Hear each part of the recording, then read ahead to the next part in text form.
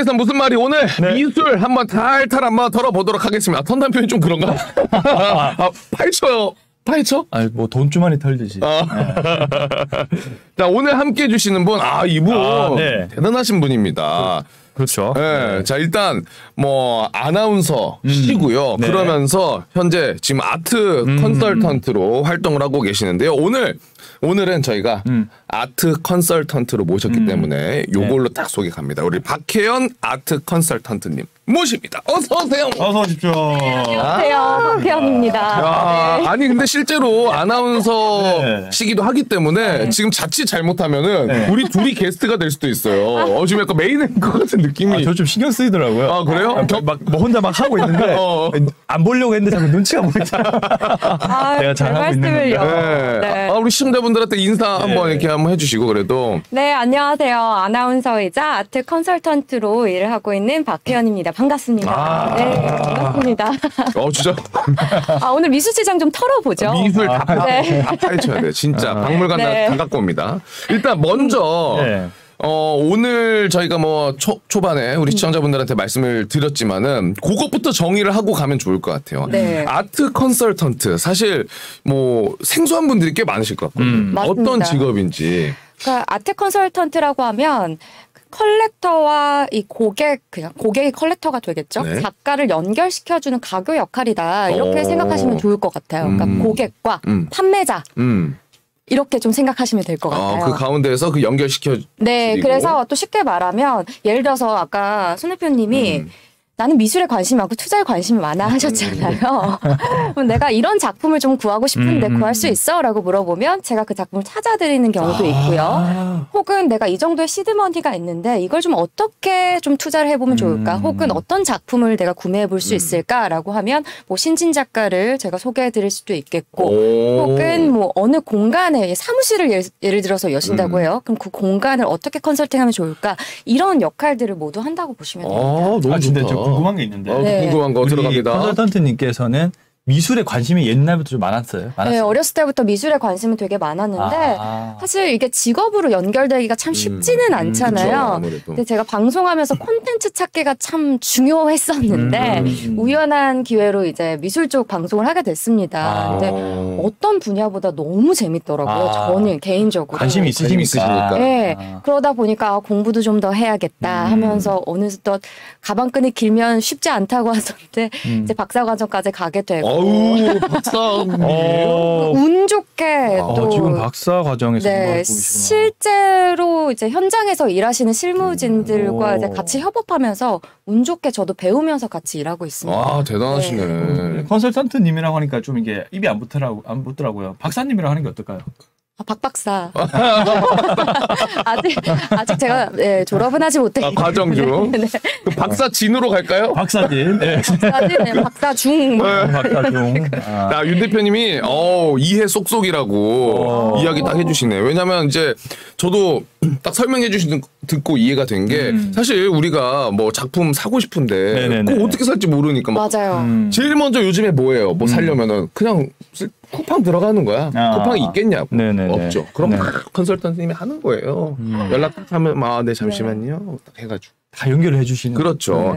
그러면 그 본격적인 질문을 드리기 전에 이제 그것부터 딱 확인을 하고 가면 좋을 것 같아요. 이제 미술이라는 게 많은 분들이 말씀드렸던 것처럼 정말 내가 작품을 사랑해서 정말 수집 그 자체를 즐기시는 분들이 계시겠지만 어쨌든 우리는 정말 고급 경제 방송이잖아요. 투자의 관점에서도 가치가 있는지 실제로 그거를 맞다 아니다를 확인해 시청자분들도 그것도 좀 뭔가 투자가 가능하구나가 이제 납득이 되실 것 같거든요. 그러니까 지금부터 그거를 하나하나 좀 풀어드릴게요. 예. 하나하나 좀 풀어드릴게요. 이게 왜냐하면 제가 마지막에 궁극적으로 해드리고 싶은 말은 미리 살짝만 언급을 드릴게요. 너무 투자로만 보진 마세요. 하지만 효자 노릇을 하는 작품들은 있습니다. 효자. 얼마 안 남았거든요. 명절 얼마 안 남았습니다. 그렇죠. 이럴 때 효자 소식 굉장히 반갑거든요. 명절에는 효자 효녀 나와야 돼요. 효녀 가수 현숙 생각나고 그런 거예요. 명절 직전에는. 추석 연휴 선물은 미술 작품. 너무 크다. 그 부분도 제가 하나하나 너무 크게 생각하지 않으셔도 된다는 것도 오늘 좀 설명을 드릴게요. 제가 하고 싶은 역할이 바로 그거예요. 약간 미술 정보가 비대칭성이 있습니다. 어쩔 수 없는데 이제 대중화가 시작된 만큼 그 전달자로서 제가 좀 역할을 해드리고자 해요. 분들께. 자, 근데 진짜 아나운서를 하시다가 또 지금 같이 또 컨설턴트라는 직업을 함께 하고 계시는 거고 방송은 경제방송? 네, 경제방송 쪽에 제가 어느덧 뭐 아시는 분들은 아시겠지만 부끄럽지만 한 10년 차가 넘었습니다. 그리고 저희 손 대표님도 같이 방송을 했었는데 그 얘기 해야 되나요? 네. 여기까지만 할까요? 네. 아니요, 제가 하겠습니다. 그 이야기. 아니 우리 빨리 미술 작품 얘기를 하시죠, 빨리. 아니 우리 컨설턴트님이 오셔가지고 송 대표님 들어오면서 송 대표님 오랜만이에요 이랬더니 바로 누구시죠? 아, 그 얘기를. 아니 근데 이제 오래전에 맞아요. 사실 오래전에 정말 잠깐 뵙긴 했기 때문에 뵈가지고. 저는 다 이해합니다. 네. 송 대표님이 워낙 만나시는 분들이 많고 하다 보니까 앞으로가 중요하죠. 앞으로 중요합니다. 앞으로 중요합니다. 네. 진짜 많은 얘기죠. 좋아요, 송 대표님. 네. 저도 좋아합니다. 자, 그러면 이제 미술 시장, 뭐 주식 시장도 있고, 뭐 여러 시장이 있잖아요. 근데 미술 시장은 실제로 많은 분들 뭐 과거라고 해야 될까요? 아니면은 이제 어느 정도 좀 한정된 그런 시장이었던 이미지가 있었는데 요즘에는 맞습니다. 조금 더 많은 분들이 쉽게 다가갈 수 있고 그쪽 시장을 관심이 더 몰리는 것 같은데 실제로 이제 저는 잘 모르니까 어떻습니까? 아까 보신 것처럼 돈돈 가족분들도 미술 이야기 궁금했어요 이런 얘기 많이 하셨잖아요. 근데 실제로 보면 제가 표를 하나 보여드릴게요. 표가 있습니까? 네, 표를 보시면 이게 지난 3년간 한국 미술 시장의 규모를 이제 나타낸 겁니다. 제가 또 이렇게 표를 움직였네요. 자, 보면은 2020년 도에 비해서 이제 작년이죠. 2021년도 급격하게 상승한 거를 볼 수가 있습니다. 사실 지난해 국내 미술 시장 규모가요 거의 9천억 원이 넘어섰습니다. 그리고 코로나 이전인 2019년도가 보시면 알겠지만 전체가 3,812억 원이거든요. 그러니까 그만큼 크게 성장을 했고 또 경매에서는 특히나 제가 채널 확장이 굉장히 컸습니다. 아까 저희 뭐 온라인 쪽 얘기를 잠시 하긴 했습니다만 쿠팡 얘기도 했고요.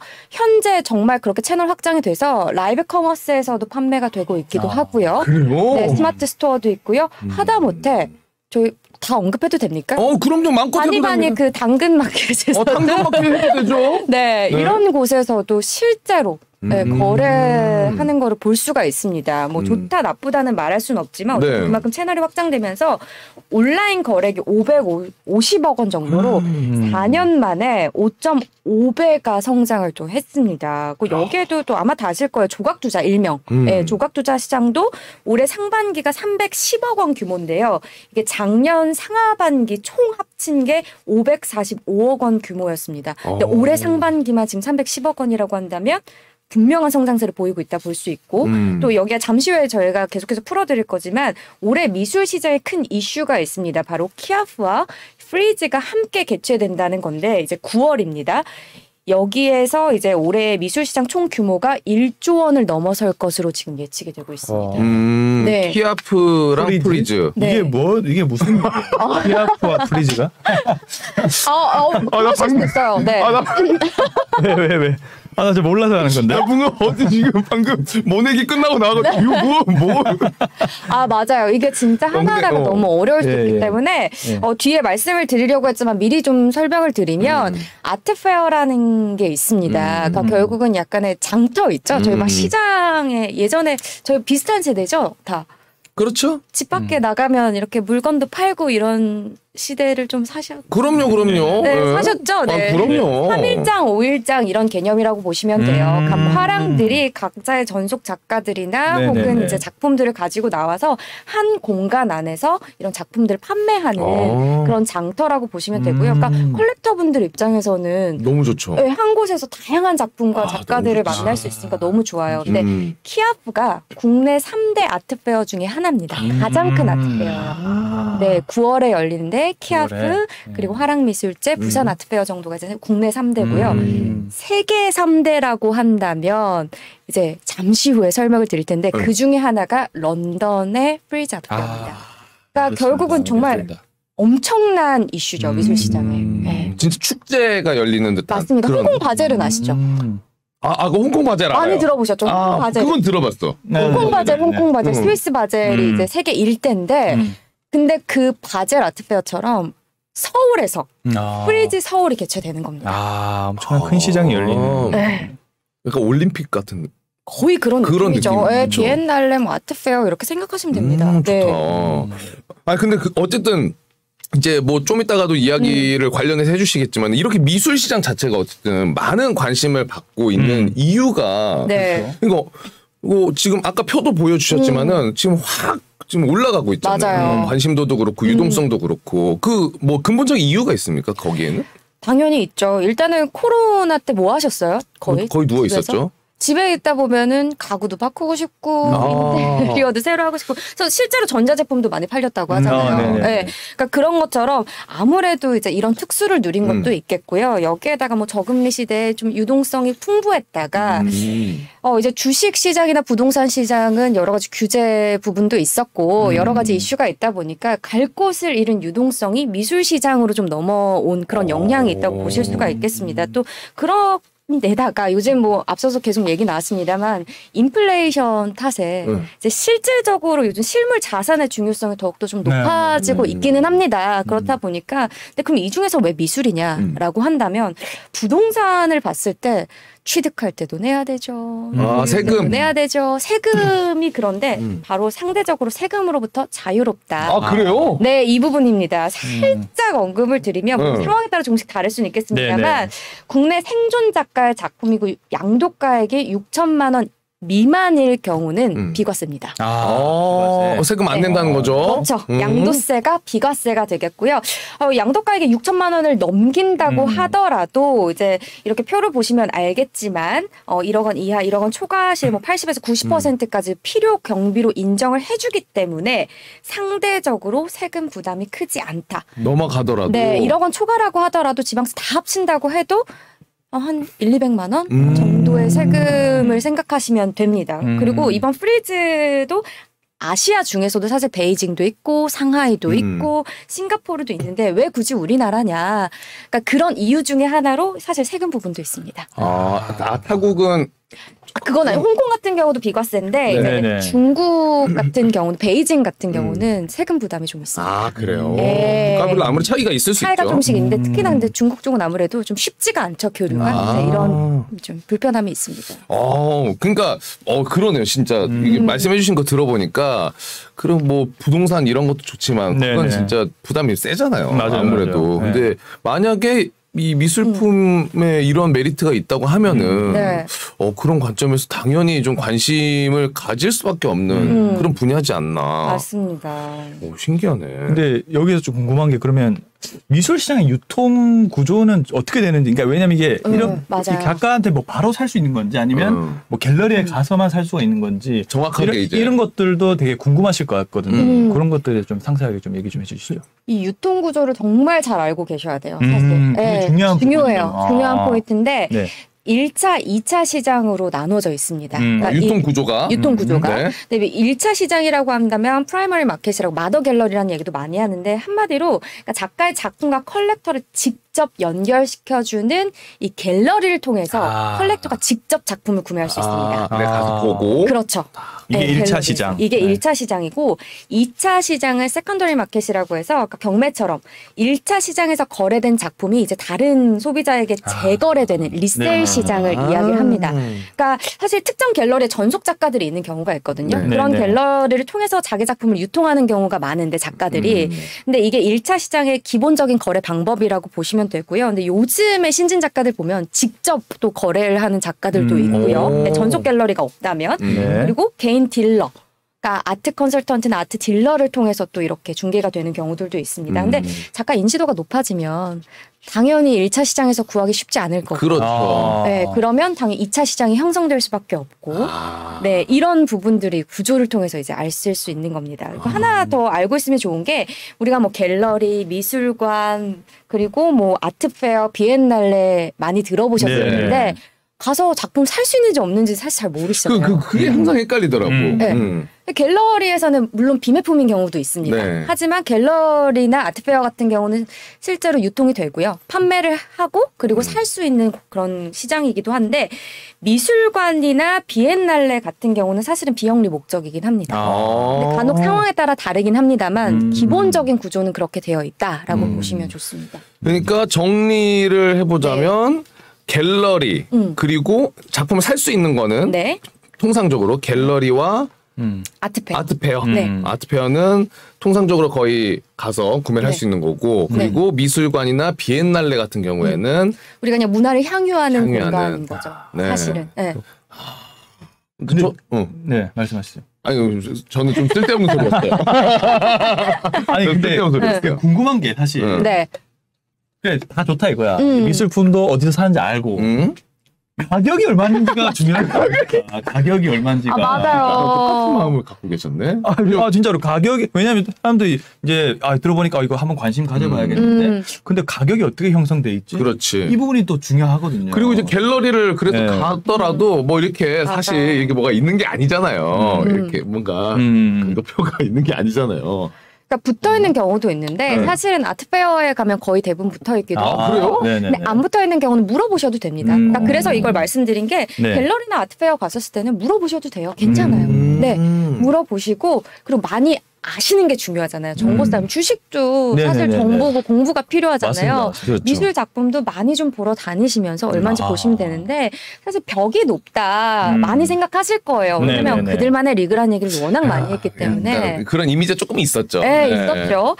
근데 사실 신진 작가 같은 경우는 몇십만 원부터도 시작을 합니다. 그래요? 네, 저 같은 경우도 한 신진 작가 작품 한 30만 원에 구매한 것도 있고요. 경매를 통해서 50만 원에 낙찰을 받았는데 그런 경우 약간 자선 경매 같은 거였거든요. 근데 낙찰 받고 나 그 작가님이 너무 고맙다고 작품을 또 하나를 또 주셨어요. 그래요? 그런 경우도 있어요. 근데 이 작가분이 당장은 좀 투자적으로 오래 걸릴 수는 있겠지만 투자 관점으로 본다면 이 작가님이 정말 같이 성장을 해서 나중에 정말 대가가 되면 제 입장에서는 엄청난 효자뿐입니까? 그렇죠. 네. 이런 성장성을 같이 보셔도 되고요. 근데 물론 대가 작품들을 이제 보시려고 하면 억소리가 납니다.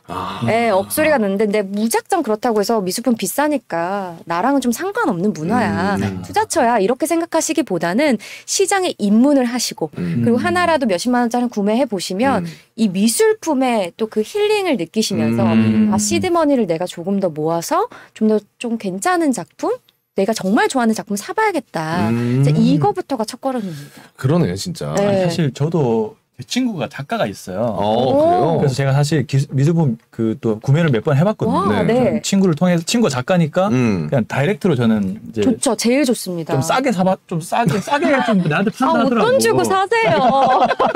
그래서 하나 이제 해줬는데.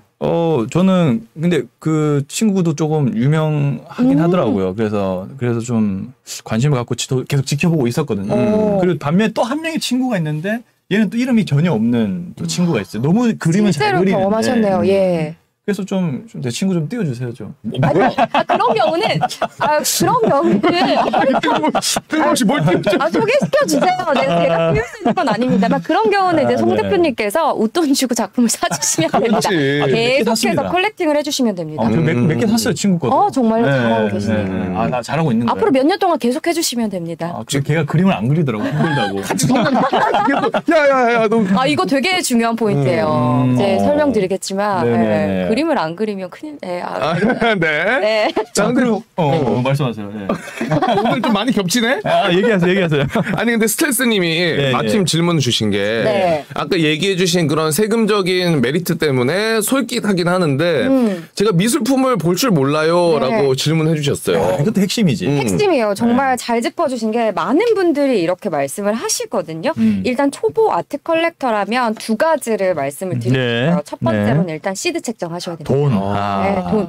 왜냐하면 어느 정도 가격대를 생각하는지에 따라서 작품의 옵션은 달라질 수 있습니다. 그렇죠. 네, 괜히 무리하지 마시고요. 네, 그래서 시드 책정 먼저 하시고 두 번째도 정말 중요한데요.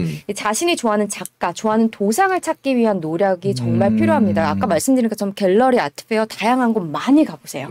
요즘 정말 많거든요. 네네. 다양한 전시들이. 네. 그리고 보통 이제 그림의 스타일을 도상이라고 해요. 그러니까 도상이 도대체 뭐야? 이제 궁금하실 수 있는데 도상이 바로 그림의 스타일을 이야기하는 겁니다. 어떤 스타일의 그림인지. 맞습니다. 각자의 이제 스타일이 어떤가 물어보는 것처럼 그림의 도상은 어떤가 네. 물어보는 거고 이게 많이 오를까 이런 생각을 먼저 하시기보다는 작품 보면서 네. 이게 가만 있어봐 내가 한 10년 갖고 있으면 얼마 될라나 이것보다는 네, 그것보다는 내가 좋아하는 취향이 뭔지를 알아야 하고요. 그 취향의 작가들을 이제 몇 명 찾았다면 그 도상들의 작가들 뭐 그래도 투자를 생각 안 할 수 없잖아요. 그럼 그 중에서 신진 작가라고 한다면 이 작가가 아까 이야기한 좀 꾸준히 작품 활동을 하고 있는지가 중요합니다.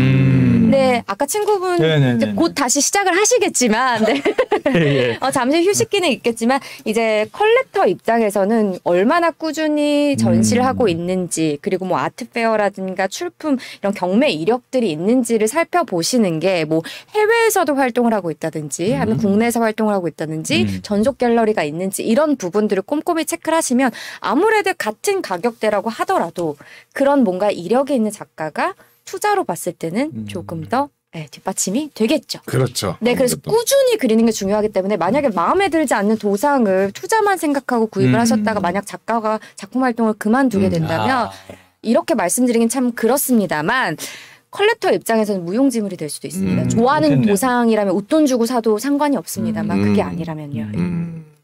근데 그런 방식도 있지 않나요? 네. 요즘엔 보면 이게 투자처로 나쁘지가 않은 게 이게 갤러리나 이런 쪽에서 만약에 뭐 구입이라든지 임대도 되잖아요.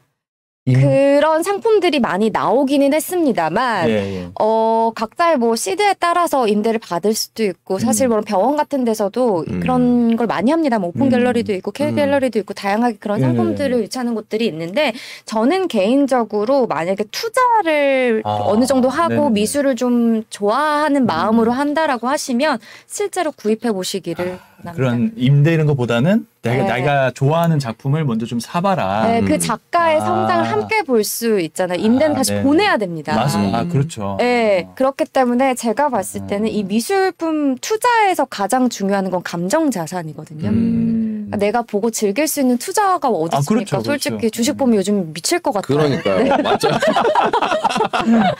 근데 그림 작품은 보면서 집에 걸어두고 좀 힐링도 할 수 있고 네, 이런 거를 좀 즐기시면서 투자 가치를 느끼셨으면 좋겠어요. 맞아요. 네. 저는 이 작품 관련해서 대박이다라고 생각했던 게 뭐가 있었냐면 저 지금 찾아봤는데 생각이 떠올라가지고 이게 많은 분들이 아마 기억하실 거예요.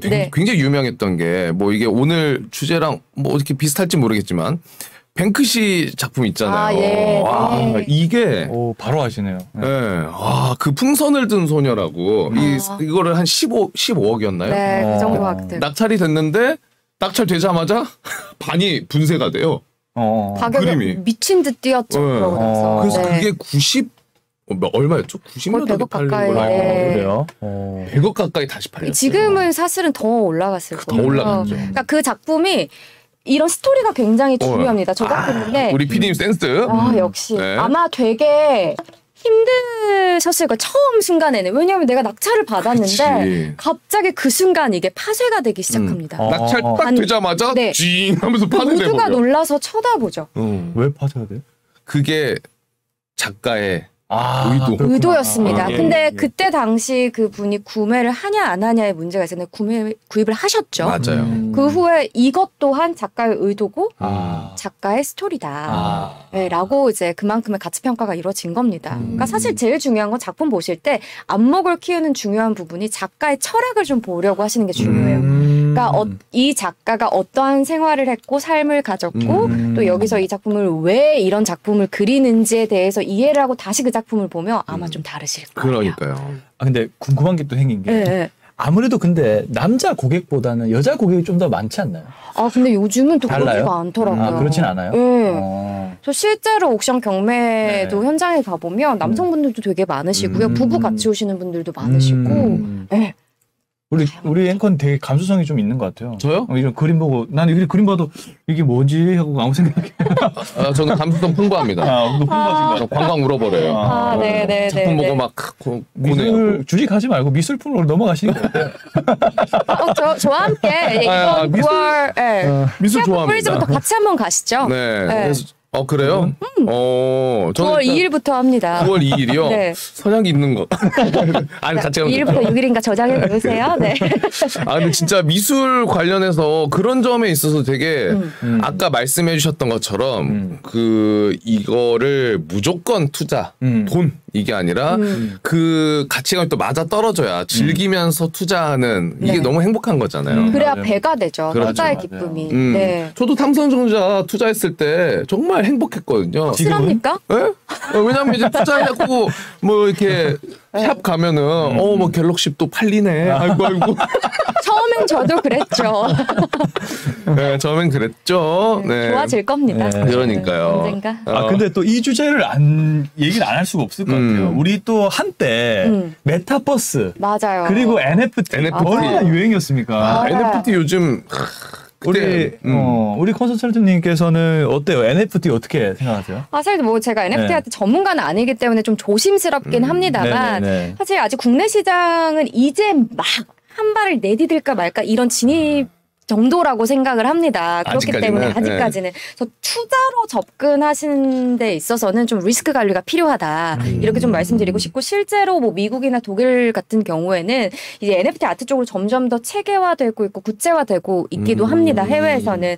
그럼에도 불구하고 저작권 문제라든가 아직 풀어야 될 숙제들이 있기 때문에 사실 어쨌든 시장에 대한 공부는 필요합니다. 메타버스도 마찬가지고. 하지만 메타버스 막 각광받다가 지금 살짝 사실 주춤하는데 다 이유가 있지 않습니까? 네. 그런 것처럼 이 NFT 아트가 리셀 시장이 활성화되어 있지 않기 때문에 투자적으로 본다면 좀 리스크가 지금 현재로는 있지만 그래도 지금 선 공부를 좀 하시면서 지금 시장에 대해서 때를 보고 투자하시는 건 저는 찬성합니다. 근데 사실 뭐 1, 20만 원짜리 NFT 아트도 있는데 시장 공부해보고 싶다면 그 정도는 저는 괜찮다고 보지만 뭐 올인 올인은 안 돼요. 는 지금 시장에서 쉽지 않을 것 같습니다. 시장 그렇죠. 형성이 안 되어 있기 때문에. 네네. 근데 우리가 어찌됐든 간에 언젠가는 무조건 맞이해야 할 또 세계고 시장이기 때문에 맞아요. 말씀해 주신 것처럼 네. 공부를 미리 해놓은 분들이 그때 딱 맞아요. 그 NFT가 그 보면 이제 전 세계 어떤 뭐 작가들을 또 온라인으로 한 방에 또 볼 수 있다는 또 장점도 있잖아요. 맞습니다. 네, 여러 그런 플랫폼들이 많이 생겼고 이제 원화 작품들도 마찬가지고요. 이제는 온라인 쪽 플랫폼들이 정말 많습니다. 다양합니다. 근데 제가 생각했을 때는 감히 전문가는 아니기 때문에 네. 지금의 NFT 시장을 본다고 하면 특히나 아트 쪽은 커뮤니티 형성이라고 좀 생각을 합니다. 그들 안에서의 네, 이제 네, 사고 팔고 뭐 사실 크립토는 마찬가지고 비슷한 개념이잖아요. 그렇죠, 그렇죠. 네네네네. 이렇게 이해하시면 될 것 자. 같아요. 근데 리셀이 안 됩니다. 당장은. 쉽지 않습니다. 안 된다기보다. 네네네. 자, 그리고 이제 정말 아까 우리 스텔스님이 질문해 주신 것처럼 미술품을 볼 줄 모르신다고 이야기하셨지만 거기에 대해서 또 설명을 해 주셨고 그러면 이제 내가 또 그림을 사랑하게 됐고 미술을 사랑하게 됐고 또 거기에 투자도 같이 연결을 시켜보려고 하시는 분들이 계실 수 있죠. 그렇죠. 저도 그런 마음이 있고 네네. 그러면은 주의해야 할 점이 있다면 네. 뭐 어떤 포인트들이 좀 있을까요? 당장 눈앞에 보이는 숫자에 현혹되지 않으셨으면 좋겠어요. 그러니까 주식시장에서도 급등하는 종목 따라가지 말라고. 바로 네. 올라타죠. 네, 올라타죠. 가져와. 난 울죠. 왜 내가 올라타면 얘는 급격하게 말 탔는데 말 이렇게 올라타지. 올라타지 않습니까? 쳐버려. 네. 그런 것처럼 물론 이제 갈 곳을 잃은 미술 시장이 이제 유동성이 들어오면서 지난해 미술 시장 정말 기이했다라고 이야기하기도 합니다. 솔직히 몇 배는 물론 10배 이상 오른 작가들도 있었으니까요. 그런데 이 작품 가격이 어떻게 형성되는지를 좀 보실 필요가 있어요. 그러니까 시장 분위기가 어떻게 흘러가는지에 대해서는 민감하게 보실 필요가 있지만 당장 앞에 놓인 숫자에 현혹되신 경우에는 이게 무슨 작품인지 어떤 작가 그린지도 모르고 오른데 하고 경매에 참여하시고 사시고 이러시다 보면 나중에 진짜 예, 지금 뭐라 말씀 못 드리지만 어쨌든 그렇게 급격하게 올랐던 작품들이 지금 주춤하는 작품들이 분명히 있습니다. 작가 입장에서 좋은 게 아닙니다. 왜 주식도 네네네. 하방을 잘 유지하면서 올라가야지 정말 그렇죠. 무너지지 않지 않습니까? 근데 하방 지지선이 없다면 바로 고꾸라지죠. 비유 예술입니다. 이해가 쏙쏙 되네요. 경제 방송에서도 이제 사랑이시기 때문에 그러니까요. 설명도 아주 쉽게 오르는 데는 타당성을 갖고 있어야 되고 그 타당성은 작가의 스토리일 수 있으니 그런 부분들을 좀 주의하시고 아까 뭐 우리 송 대표님한테도 말씀했지만 좋은 작품이라면 웃돈 주고 사시는 게 맞습니다. 그렇죠. 네, 정말 좋아하는 작가 작품이라면 웃돈 주고라도 살 수 있는 게 작품이기도 하고요. 근데 투자만 생각하고 접근을 한다는 건 조금 지양해 주시길 바라고. 그렇죠. 하지만 다른 투자처와 달리 미술품 투자 가는 게 그런 감정 자산이니까 이제 이런 부분들까지도 다 향유하시기를 바라겠습니다. 아니 박사님, 박사님, 제 박사님을 할게요. 편하게. 네. 어떻게 갑자기 미술 그 작품이 이렇게 가격이 막 올라가는 거는 뭔가 입소문이 갑자기 타기 시작해서 그런 건가요?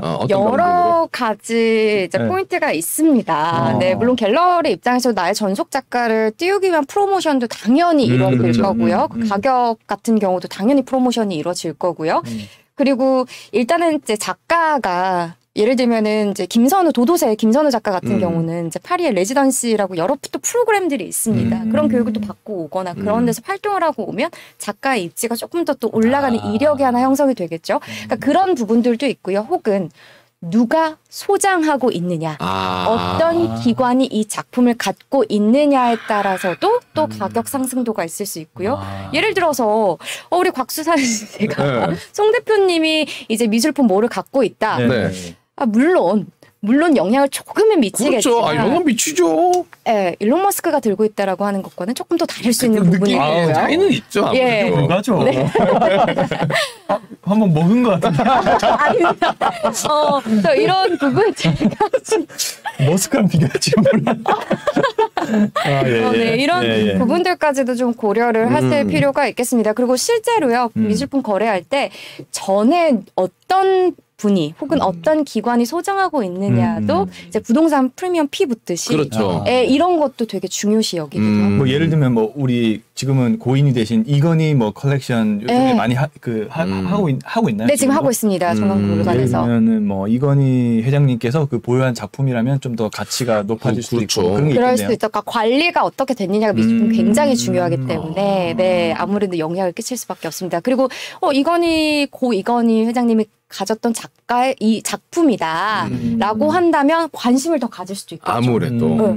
그렇게 유명한 작가였나? 한 번 더 찾아보고 이제 이런 포인트가 있습니다. 근데 굉장히 작품이 많더라고요. 뭐 전국에 전시를 할 만큼. 사실 미술사적으로 너무 감사한 기회이기도 하다고 생각합니다. 네네. 그러니까 정말 대단하다. 그렇죠. 굉장히 오래된 작품부터 이렇게 많이 맞습니다. 모여져 있더라고요. 정말 다양하고요. 그러니까 미술을 좋아해서도 분명 하셨을 거기 때문에 미술을 좋아하면서 내가 투자적 가치를 함께 생각하시면 그 안에서 10개 중에 이게 미술품 투자는요, 여러분, 단기 투자가 아니라 장기 투자로 보시는 게 좋습니다. 장기. 그렇죠. 아까 양도가액에서도 이제 10년 이상 보유하면 경비가 조금 더 이제 인정을 해주고 이러는 것처럼 장기 투자로 보시면서 미술을 그럼 좋아하지 않을 수가 없죠. 사실 10년 동안 보유하다 보면. 그렇죠. 네. 그리고 막상 10년 갖고 있으면 또 팔기 싫을 수도 있을 것 같아. 그런 분도 진짜 계세요. 이거 돈도 돈인데 이거 내가 그냥 가질까? 맞아요. 그러니까 작가분에 따라 물론 10년까지 다 보유한다고 돈이 되는 건 아닙니다. 그렇죠. 그러니까 상황을 보시면서 주식도 파는 타이밍도 중요하지 않습니까? 사고 팔고 똑같습니다. 네네. 근데 차이점은 주식은 뭐 10년 갖고 있었다고 해서 그냥 이거 갖고 있을까 하는 생각 안 하죠. 오른 바로 팔아버리죠.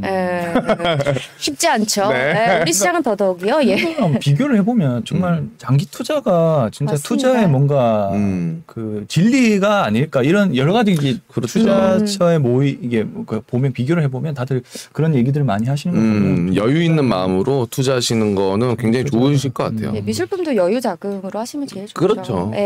그리고 판매할 때도 이게 이거 판매 뭐 할게요 해가지고 뭐 바로 그 다음날 판매가 되고 이런 시스템이 아니잖아요. 아무래도 시간도 걸리고. 인기 있는 작품이라면 사실은 바로 판매되는 경우도 있고 없어서 못 사는 작가의 작품도 있습니다. 그런데 저는 작가의 마음을 생각을 한다면 그렇죠. 자기 작품이 계속해서 이렇게 밖에 나오는 것보다 조금은 좀 유지를 해주셨으면 좋겠고 그리고 일단 갤러리 측에서 리셀락이라는 걸 거는 경우도 있습니다. 뭐 1, 2년 출품 금지라든가 그래서 이런 조항들이 다 있기 때문에 작가에 따라 좀 다릅니다만 이왕이면 작가의 작품을 좀 사랑해 주세요. 그럼요. 그런 마음을 해주시면 너무나 서로가 아름답지. 그러면 그 작품이 또 효자노릇 하지 않겠습니까? 네. 정말 미술을 사랑하시는 게 좀 느껴지는 것 같아요. 네. 그 진심으로 가야 나도 가지고 있고 이 작품을 너무나 항상 보면서 좋아하면서 그 시간 동안 작가도 맞아요. 같이 성장해 가고 맞아요. 이런 게 너무 아름답잖아요. 그러니까 물론 시드머니가 많으면 지금 당장에 좋은 작가의 작품을 바로 사실 수도 있겠지만 저는 사실 나중에 두고 봤을 때는 신진 작가의 그런 성장성 같이 보시는 것도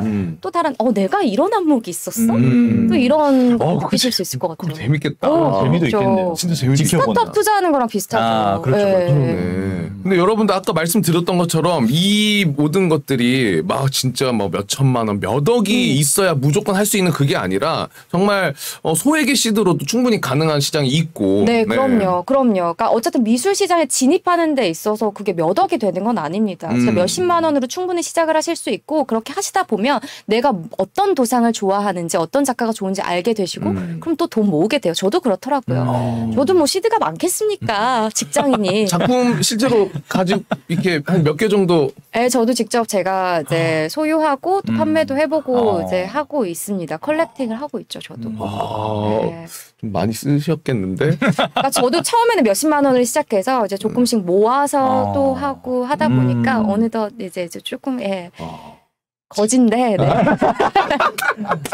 또 굳이 여기서 거지. 저도 거지. 눈빛이 그럼 네가 오늘 뭐 좀 사봐 약간 이런. 아니야. 우리 박사님. 네. 솔직하시게. 근데 하지만 마음은 부자입니다. 저 너무 풍족합니다. 마음은 부자예요. 집에 들어가면요 행복해요. 행복해. 네, 작품 한두 개 보고 내가 열심히 모았. 그렇지. 곧 부자 되실 것 같습니다. 네. 같이 되시죠, 여러분. 함께. 작품 보는 순간 집 128평으로 변합니다, 여러분. 여러분 실제로 컬렉터 분들이 부동산보다 미술품이 물론 이거 일반화시킬 수는 없습니다만 부동산보다 실질적으로 조금 더 효자노스를 하는 것 같다라는 말씀 많이 하십니다. 네. 집안에 효녀 가수 현숙 여러분 계신 겁니다. 해외 같은 경우 경매에서 진짜 10억 금방 10억이 100억 되고 사실 해외 작가분들 것도 많이 관심 가지세요. 그러니까요. 자, 우리 푸른 하늘님이 솔직한 거지 미녀라. 푸른 하늘님. 네. 뭐 거진데 어떡하죠? 거지 아니에요. 이제 부자 되고 싶은. 부자 돼야 됩니다. 맞습니다. 자, 그러면 이제 오늘 이런 정말 다양한 이야기 그리고 정말 쉽고 편하게 풀어주셨는데 우리가 어쨌든 이 모든 것들을 실제로 경험을 해보려면 어떤 자리가 또 있어야 되고 뭐 앞으로 예정되어 있는 그런 자리들이 있습니까? 물론 있습니다. 아까 얘기했던 퀴아프 프리즈 진짜 우리나라 미술 시장에서 대단한 이슈를 가지고 있는 이 아트페어가 9월 2일에 9월 2일 네, 시작이 됩니다. 얼마 안 남았어요? 네, 얼마 안 남았어요. 지금 제가 오늘 출연한 이유가 있겠죠. 네, 저는 아트페어 직원은 아닙니다만 정말 여러분들이 경험을 하셨으면 좋겠어서 9월 2일부터 시작이 되고요. 사실 지금 전 세계 부호들이요. 전 세계를 띄워서라도 지금 한국의 이 시장을 보겠다고 속속들이 입국하고 있는 것으로 전해지고 있습니다. 네, 그래서 실제로 뭐 공항이나 지금 호텔들도 여러 가지 프로모션 지금 그리고 작품들도 전시를 해놓고 있는 상황들이고, 네, 지금 정말 대단합니다. 실제로 뭐 미국 뉴욕 현대미술관 아시죠? 네, 이사회 멤버도 들어오고, 네, 뭐 홍콩 억만장자 컬렉터도 들어오고요. 스위스 대표 컬렉터도 오고요. 좀 대단하죠. 네. 왜냐하면 프리즈 서울 처음 아니겠습니까? 나도 가봐야겠다. 꼭 오셔야 돼요. 꼭 오셔야 되고 이게 세계 유명 갤러리 등 이제 국내외 350여 개 화랑들이 이제 모이게 됩니다. 여기에 이제 초고가의 역사적 작품부터 현대미술 전 장르 이제 수천여 점의 작품들을 모두 보실 수 있는데 이제 퀴아프 프리즈는 코엑스에서 열리고요. 코엑스. 네, A, B, C, D 열립니다. 키아프가 A, B 1층에 A, B 홀에서 열리고요. 3층에 CD에서 이제 프리즈 서울이 열리게 됩니다. 그리고 세텍에서도 키아프 플러스가 열리는데요. MZ 세대들도 같이 좀 키아프 플러스도 가보시면 좋을 것 같아요. 이제 상대적 신진 작가들이 많이 좀 모여 있는 네, 키아프 플러스도 좀 가보시면 좋을 것 같아요. 여기에다가 중요한 게 그동안 뭐 우리가 박물관에서나 볼 법했던 작가들이 있잖아요. 가장 먼저 뭐가 떠오르세요? 고흐. 광고 미술 작품이요? 네. 네, 아마 피카소 잘 아실 거고. 네, 피카소. 근데 이게 다들 알고 계시지만 막상 입 밖으로 표현을 못했었기 때문에 다 그런 거죠. MZ 세대한테 아마 정말 유명한 작가 하면은 기안84 나오거든요. MZ 세대는. 기안84 작품 정말 좋더라고요. 너무 정말 좋아하는 분들 많이 계세요. 센바이 팬도 그렇고. 제 친구 작품부터 생각나더라고요. 성함 오늘 밝힙니다. 누군지 잠시 후에 밝힙니다. 네. 뭐 앙리 마테스도 있고 몬드리안도 있고 여러 가지 작품들 실제로 좀 보실 수 있는 기회가 될 것 같아요. 그리고 특히나 해외 유명 갤러리들이요. 지금 이 기간 앞뒤로 전후로 팝업 전시들도 지금 열고 있고요. 여기에다 뭐 한남 나이트, 삼청 나이트 이렇게 해서 그 일대에 9월 2일 전야제식으로 네, 밤까지 오픈을 해서 또 파티를 열기도 합니다. 또 미술시장 관련된 포럼들도 되게 많이 열리고 있고요. 아트토크 등도 열리니까 이런 일정들 요즘은 인스타그램에 보면 카드 뉴스처럼 되게 정리를 또 잘해서 올려줘요. 네, 이런 걸 좀 찾아보시면 맞아요. 다녀보시면 너무 많이 도움이 될 것이고요. 사실 물론 이 장터를 통해서 한국 미술시장은 좀 우려감도 있습니다. 어떤 우려요? 아무래도 해외 여러 갤러리와 작품들이 들어오게 되면 상대적으로 이제 비교가 조금 될 수는 있다 보니까 실속적인 면에서는 프리즈 위세에 눌릴 수도 있다. 그래서 국내 작가들이 좀 위축될 수 있다. 갤러리 이런 좀 우려감도 있습니다만 어쨌든 이런 이벤트들이 많아져야 이제 마켓이 커지는 거고 이제 국내 미술 시장이 나아갈 방향성을 좀 찾을 수 있고 일단은 대중분들에게 좋은 기회입니다. 꼭 작품을 구매하지 않더라도요. 언제 저희가 그런 해외 거장들 작품을 한국에서 보겠습니까? 그 실제로 그런 작품들을 이제 우리 컨설턴트님은 많이 다니면서 이제 보시니까 정말 좋은 작품을 보면 우리가 그냥 이렇게 뉴스나 아니면 뭐 핸드폰이나 이런 화면으로 보는 거랑 실물로 보는 거랑은 확연한 차이가 있습니까? 느낌이? 정말 다릅니다. 그게 사실 기술력이 워낙 발달해서 요즘은 되게 비슷한 질감을 나타내기는 합니다만 왜 조화와 생화의 차이처럼 정확한 차이네요. 실제로 원화를 봤을 때 느껴지는 감정은 굉장히 다릅니다. 그리고 그 그림 작품 볼 때 그 모든 상황들이 요즘 UX 너무 유명하지 않습니까? 고객 경험. 오셔서 보시면 그걸 따라갈 수는 없습니다. 실제로. 실제로. 그리고 팁을 좀 드릴게요. 아트페어 가실 때 또 이제 갤러리처럼 구두 신고 가시면 힘듭니다. 아 그래요? 뭐 이게 정장 입고 가는 거 아니에요? 정장 입고 가셔도 되지만 또가 이제 신발은 좀 편한 걸 워낙 크기 때문에 신발은 좀 편한 거 신고 가시고요. 그리고 굵직한 갤러리들 위주로 좀 일단 어떤 작가들이 나와 있는지 공부도 좀 해보시고 아트페어가 상황에 따라 조금 더 비쌀 수도 있으니까 이제 시장 가격과 경매 이력이 어느 정도로 형성됐는지도 좀 미리 사전 조사도 하시고 그게 물론 시장 가격이라고 단정 지을 수는 없습니다만 공부도 좀 해보시고 낙찰가에서 수수료 더 하셔야 됩니다, 여러분. 수수료 어떻게? 서울옥션, K옥션 들어가셨을 때, 혹은 필리스 들어가셨을 때 그 작품이 낙찰가가 쓰여 있습니다. 150만 원 예를 들어서 있으면 그게 150만 원이 이제 지불하는 금액이 아니고요. 현재 서울이나 K옥션 같은 18% 수수료가 붙습니다. 그러니까 낙찰가에 수수료를 더한 가격 그리고 10% 부가세 더한 가격이 실제 작품 가격이라고 보시면 돼요. 낙찰된 가격이라고 보시면 됩니다. 그러니까 이런 걸 좀 공부를 하시고 또 가셨다면 그 지도 꼭 들고 다니시고 길 잃으시니까 워낙 크니까 워낙 크기 때문에 하시고 또 얼마인지 시원하게 물어보세요. 괜찮아요. 쑥스러워하지 마시고 얼마예요? 이건 어떤 작가예요? 설명 다 해드립니다. 혹시 저도 오셔서 저를 만나게 되시면 안녕 이렇게 해주셔도 됩니다. 이번에 거기 저 계시다니요. 저 있습니다. 오시면 어안녕도 좀 해주시고. 그러면 코엑스부터 해서 쭉 계신다는 말씀? 저는 아마 3층 쪽에 있을 것 같습니다. 그래서 어딘가에서 돌아다니고 있을 테니까 보시면 3층에서 뭐 어떤 거 한 갤러리에서 좀 일을 도와주기로 해서 같이 가 있을 겁니다. 네, 여러분 가서 만나뵙게 되면 인사해 주시고 인사도 해주시고 친절히 설명도 해드리겠습니다. 미녀 작가 지금 모피코트에 슬리퍼 신고 간다고 하니까요. 더워 죽습니다. 아무리 그 에어컨 틀어져 있어도 더워 죽어요. 거기 가면 미녀 거지님 뵐 수 있냐. 네, 더 있습니다. 네. 네, 마치 부자인 것처럼 서 있을 겁니다. 네. 진짜 오늘 재밌네요. 이거 미술 시장도 우리가 하나하나 살펴보니까. 푸르나님이 오늘 박혜연님 오늘 팬 됐습니다. 고정각이라고. 고정각이라고. 저 어떻게 나와요? 괜찮을 것 같은데요. 좋을 것 같은데요. 네. 읽어주는 여자로 한번. 좋을 것 같은데요. 괜찮아요? 네. 뭐 관심도 갖고. 작가분들 신진 작가도 소개해드리고. 괜찮다. 좋죠. 우리 푸르나님이 가가지고 저기 혹시 거지? 혹시 거지? 네, 맞습니다. 거지입니다. 네. 푸르나님이 저런 또 꽁트를 좋아하시네요. 그러니까요. 네, 감사합니다. 네. 어쨌든 9월 2일부터 시작되는 정말 이 작품들 만나볼 수 있는 기회 여러분들 함께 해주시면은 너무나 좋지 않을까라는 생각이 듭니다. 저도 최근에 지금 오늘 아마 제가 계획이 있는데 제가 이제 라디오 하는 데서 이제 조우종 씨 있잖아요. 조우종 선배 어머니께서 또 이런 또 이렇게 갤러리 같은 이게 전시를 하셨다 그래가지고 전시를 하셨다고? 네, 오늘 안 그래도 마침 지금 갈까 하고 있었거든요. 정말요? 네. 홍보 한번 많이. 근데 쓱 여쭤보니까 좀 비싸. 근데 하나 사라 그래요? 가서 저도 이제 보고 제 결정할 수 있는 권한은 있잖아요. 그럼요. 보시고 마음에 드는 작품 웃돈 주고서라도 사셔야죠.